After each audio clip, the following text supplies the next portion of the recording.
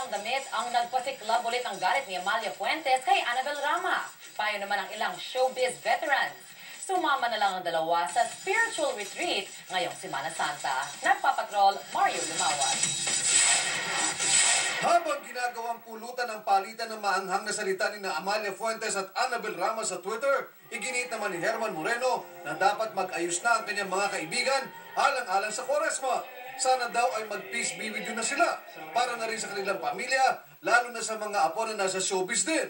Hinikayat din ni Pempe Rodrigo, tagapagtaguyod ng grupong balik samahan ng mga veteran stars, na sumali na lamang sina Amalia at Annabel sa kanilang Lenten retreat ngayong gabi sa San Carlos Seminary sa Guadalupe, Makati. Sana raw maayos na ang sigalot at bigyan daan ang pagpapatawad. Ayon naman kay Alfie Lorenzo, wala siyang papanigan sa away ng mga kaibigan. Hindi raw ito ang unang pagkakataon na nagkaalitan ng dalawa kasama ang isa pa nilang kontrobersal na kaibigan si Daisy Romualdez. Tulad ng dati, magkakabati din daw sila. Sa huli niyang pahayag, nilinaw ni Amalia Fuentes na hindi ang pagsusuot ni Annabel ng pulang damit sa burol ng kanyang ex-husband na si Joey Stevens ang kanyang kinakagalit, kundi ang presensya mismo ni Annabel sa okasyon. Gayong alam naman niyang hindi sa welcome sa burol. Mabuti pa raw si Eddie, hindi nagpunta at nirespeto ang kanyang damdamin.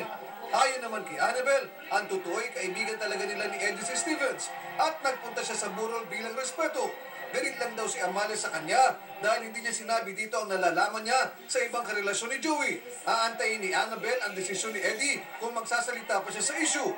Nakiusap naman si Amalia na bigyan siya ng panahong magluksa at magnilay ngayong Semana Santa. Mario Dumawal, Patrol ng Pilipino.